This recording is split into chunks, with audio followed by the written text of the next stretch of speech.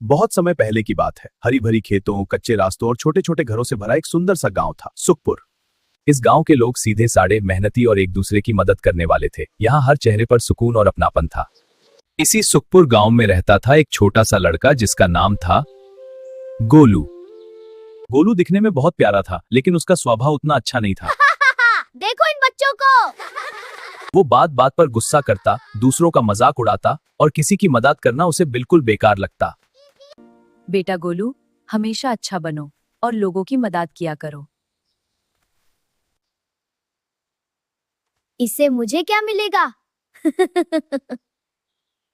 गोलू को लगता था कि दुनिया सिर्फ अपने फायदे के लिए होती है। एक दिन स्कूल से घर लौटते वक्त गोलू रास्ते में बिस्किट खाते हुए जा रहा था। तभी रास्ते में एक छोटा सा भूखा पिल्ला बैठा था। वो गोलू की तरफ उम्मीद भरी नजारों से देखने लगा।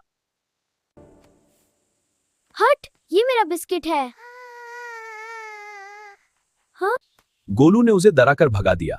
बेचारा पिल्ला डर कर झाड़ियों में छुप गया और गोलू बिना रुके आगे बढ़ गया। एक शांत गांव के रास्ते पर गोलू धीरे धीरे घर की तरफ जा रहा था। उसे जल्दी घर पहुंचना था। तभी गोलू की नजर एक बुजुर्ग बाबा पर पड़ी। बाबा भारी लकड़ी का गट्ठर उठाए मुश्किल से चल रहे थे। बेटा, जरा मदद कर दोगे? मुझे देर हो रही है। बाबा चुपचाप गोलू को जाते हुए देखते रहे। उनकी आंखों में थोड़ी निराशा थी, पर शांति भी थी। अगला दिन स्कूल में एक नया मोड़ लेकर आया। गोलू हमेशा की तरह अपनी सीट पर बैठा था, लेकिन आज कुछ अलग होने वाला था।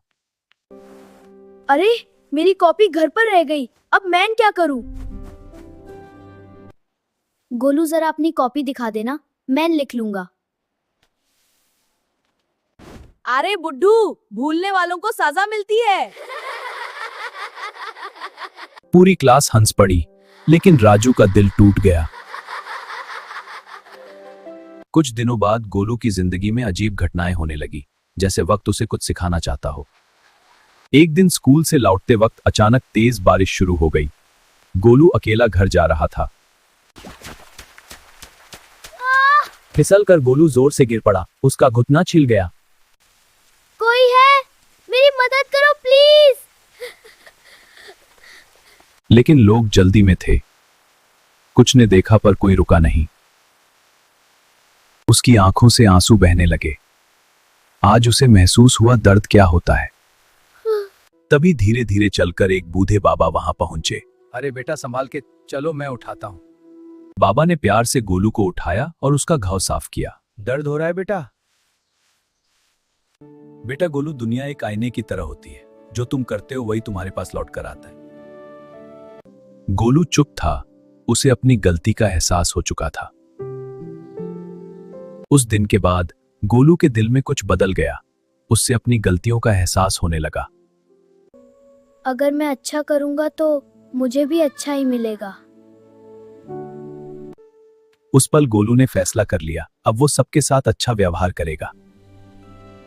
अगला दिन सुबह गोलू के मन में एक नया एहसास था।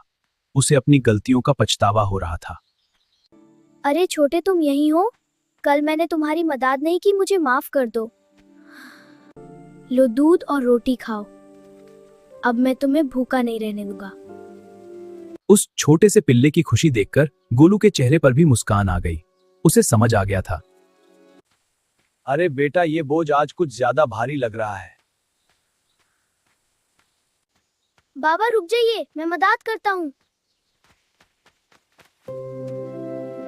अब जब भी गोलू बाबा को देखता, उनका बोझ उठाकर मदद करता।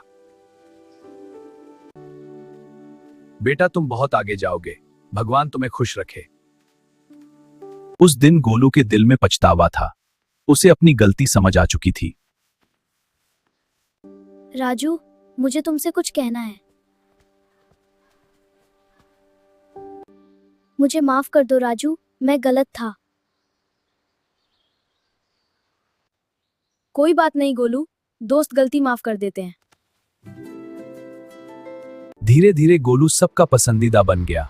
अब सब उसे प्यार करते थे। अब गांव के लोग गोलू की मदद करते थे। सब उसे प्यार करने लगे थे। शाबाश गोलू, तुम अब बहुत अच्छे बच्चे बन गए हो। टीचर भी अब गोलू की तारीफ करते थे। गोलू हमारा बेस्ट दोस्त है। गोलू बच्चे उसे अपना सच्चा दोस्त मानते थे। गोलू ने सबको सिखा दिया कि अच्छाई कभी बेकार नहीं जाती। अच्छे कर्म ही असली दौलत होते हैं। अगर आपको गोलू की कहानी पसंद आई तो लाइक करें, कमेंट करके बताएं आपने क्या सीखा। शेयर